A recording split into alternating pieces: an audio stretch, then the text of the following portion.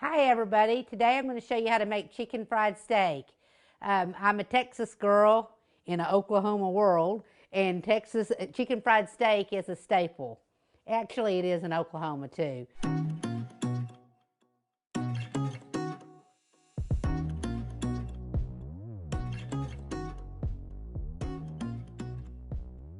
I'm going to start off by showing you how to cut the meat. I bought top sirloin, and it is already tenderized, and so well, you want to cut across the grain, otherwise it's going to be very tough. So I'm going to cut across the grain and across how they have already tenderized it. Cut through that fat.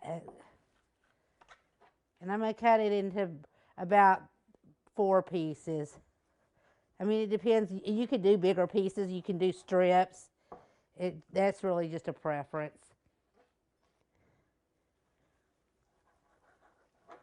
There you go. Now, I'm going to bring this over here. I've already got the grease in here, enough to fill the bottom of the pan, and a little more, just a little more than covering the bottom of the pan. I'm going to turn it on high so it can be heating up, because you want to put your meat into hot grease. You want it to be hot and sizzling when you put it in.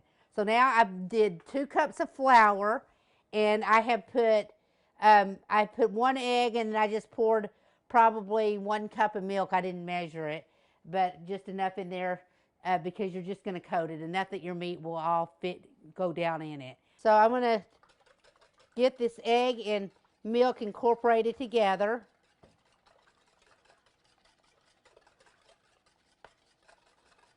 And I'm going to go ahead and put seasoning in it. And I think it's important to season both the flour and your wet mixture, because then the seasoning stays on it better. If you just season this adds a lot to it. So, and this is my Cajun seasoning. If you don't have that, salt and pepper and Lawry seasoning salt is good. If you can get Cajun spice, that's great, because it just adds a little oomph to it. And I just sprinkle to taste. And I'm going to put salt.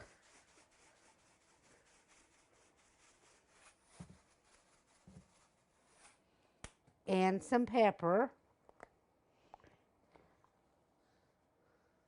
And like I said, I'm just sprinkling some then. And if you like yours hotter or whatever. And I'm going to add some garlic and onion seasoning. That's another good thing to add to it. Garlic, salt, and onion if I have it. I don't think I have it.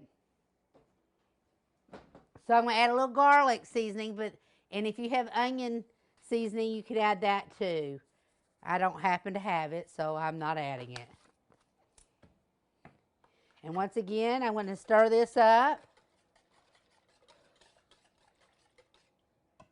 And then I'm going to mix this all together. And I'm guessing the grease is hot enough now.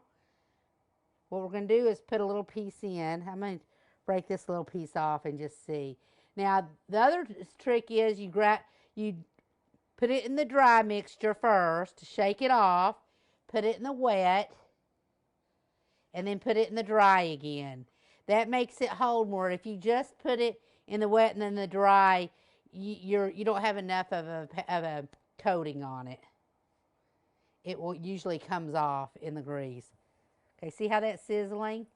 So it's good. So I'm ready to go. So once again, put a light coat on, shake it, put it in my eggs and milk, and then drain that off. And then I'm going to put it back in here.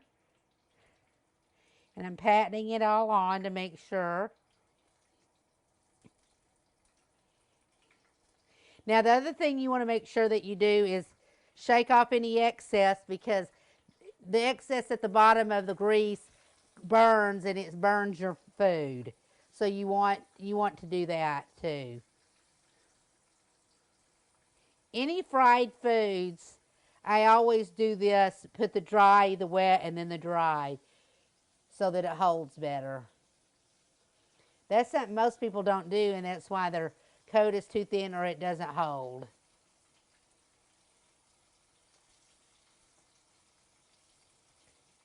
I had someone teach me that a long time ago.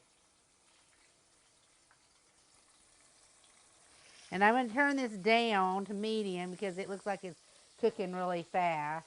So I'm turning the first two over.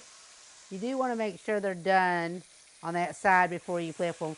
I could have waited on that. It's better to let it be completely done before you flip it. I'm going to go ahead and cook those before I cook the other two because you don't really want to crowd the pan. I've got it set on medium-high now, and it doesn't really take long to cook them. That little tester piece looks done. The cameraman can taste test it if he wants to. Okay, I've made room where I can get one more in there now.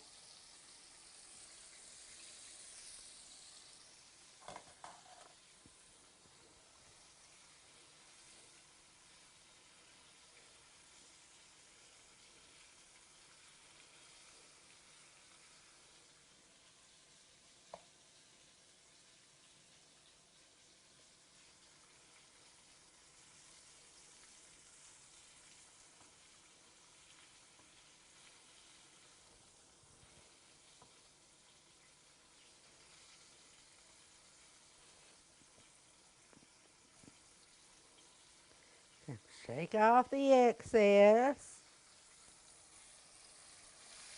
And put it in. Okay, this looks done and brown. I'm going to put it over here. You can tell the little piece already got ate by Pat the cameraman. I'm going to turn that one over a little bit. It should be ready in just a second though.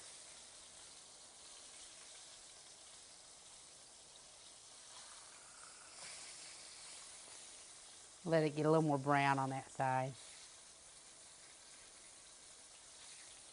I'm going to go ahead and pick it up.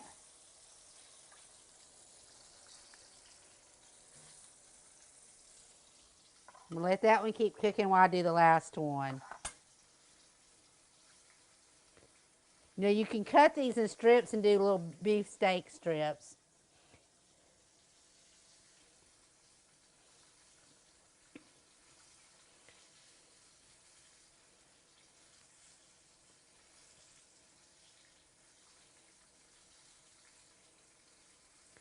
Shake off the excess and put it in.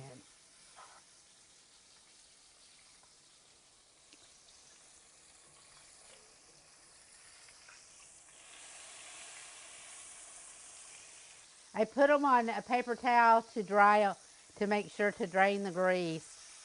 Try to drain the grease as much as I can before I put it over. That one's done, and we just have one more. I'm going to turn this one over and get it. Let's see how this one looks. This one could cook just a little bit longer, but not much. Okay. And that's all there is to chicken fried steak. It's very yummy, and it's going to be spicy because of all the flavors that we put in it. I hope you try this one and that you enjoy it. Be sure to subscribe to my channel. Bye.